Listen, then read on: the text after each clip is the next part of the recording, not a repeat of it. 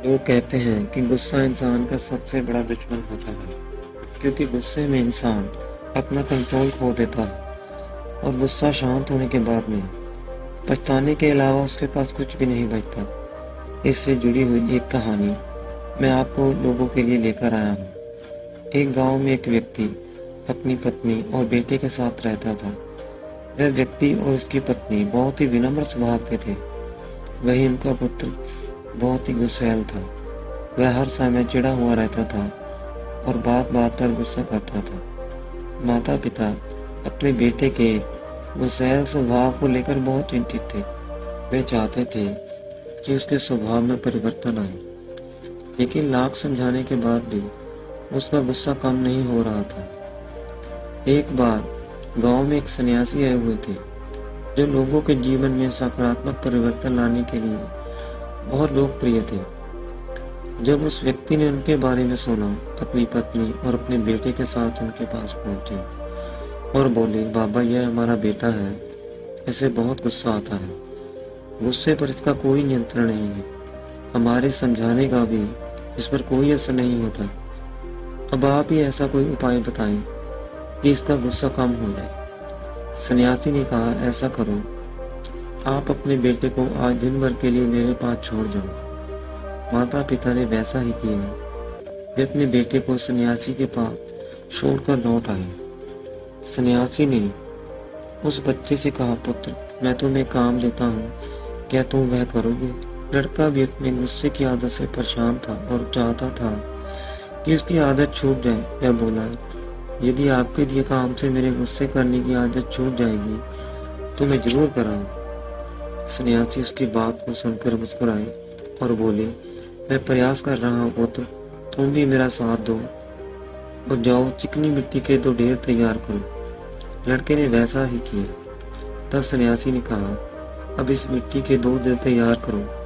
लड़के को यह काम बहुत अजीब सा लगा, लेकिन वह सन्यासी की बात मानकर मिट्टी से 2 दिल तैयार करने लगा। दिल बनाते समय उसे कई बार झुंझुनाहट हुई और वह सोचने लगा कि मैं यहाँ अपना गुस्से करने की आदत को छोड़ने आया हूँ और इस सन्यासी बाबा ने मुझे किस काम में लगा दिया है। इस तरह से मेरा गुस्सा खत्म होने की बजाय बढ़ जाएगा। लेकिन उसने जैसे तैसे काम करना जारी रखा और मिट्टी के 2 दिल तैयार कर दिए।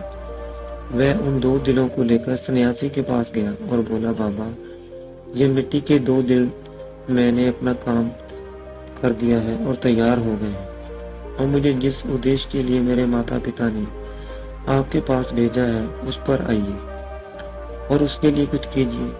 बाबा बोले, पुत्र, मैं अच्छी तरह जानता हूँ कि यहाँ तुम क्यों आए हो। पहले मेरा यह काम कर दो, फिर मैं तुम्हारे गुस्से के लिए कुछ करता हूँ। लड़का मन मारकर बोला, भला बताइए, अब क्या करना है? बाबा बोले, इस एक मिट्टी के दिल को कुम्हार के पास ले जाओ और भट्टी में अच्छी तरह दबा दो और वापस इसको तैयार करके लाना। उस मिट्टी के दिल को दबाकर वापस सन्यासी के पास वो लड़का लेकर आया। तब सन्यासी ने कहा, अब इस दिल में जो चाहे रंग भर दो।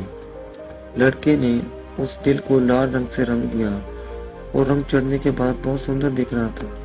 लड़के ने जब अपने दिन भर की मेहनत को उस दिल को देखा तो बहुत खुश हुआ। वह खुशी खुशी सन्यासी के पास गया और वह दिल दिखाते हुए बोला, बाबा देखिए, रंग भरने के बाद यह दिल कितना सुंदर दिख रहा है। हाँ, यह बहुत सुंदर दिख रहा है। आखिर तुमने इतनी मेहनत से जो इसे तैयार किया है, लेकिन अब तुम्हें इस दिल पर थोड़े से चोट करनी होगी। कहते हुए सन्यासी ने एक हथौड़ा लिया और उस लड़के के हाथ में पकड़ा दिया। अपनी दिन भर की मेहनत पर हथौड़ा चलाते हुए लड़के को भी बहुत गुस्सा आया, लेकिन किसी तरह अपने गुस्से को पीकर उसने उस दिल पर वार कर ही दिया। हथौड़े की चोट से वह दिल टूटकर बिखर गया।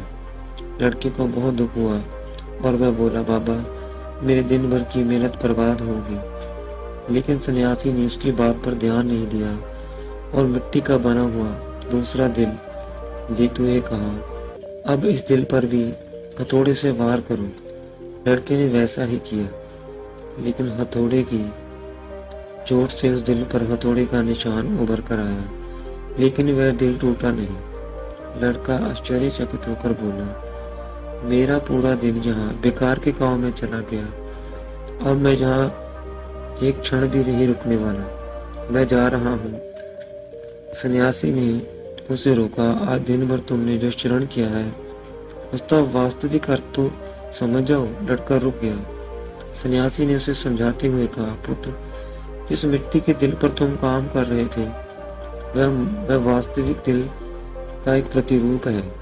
जैसे तुमने मिट्टी के दिल को आपके घर में तपाया, वैसे ही अपने दिल को तुम क्रोध की भट्टी में तपाते हो। इस तरह तुम इस दुनिया के सामने मजबूती से खड़े हो जाओगे। लेकिन ऐसा नहीं है। जीवन रूपी हथौड़े का एक भी वार तुम्हारे कठोर से कठोर दिल को चकनाचूर कर देगा, और ऐसे तो तुम संभल नहीं पाओगे।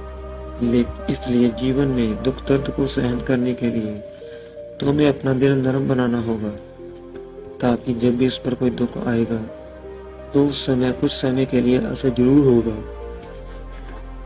लेकिन वह टूटेगा नहीं, बल्कि कुछ ही दिनों में संभल जाएगा।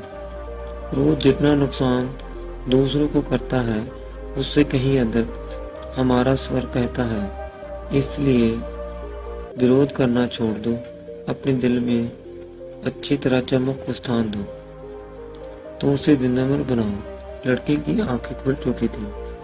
उसने सन्यासी को वचन दिया कि वह अब से कभी क्रोध नहीं करेगा।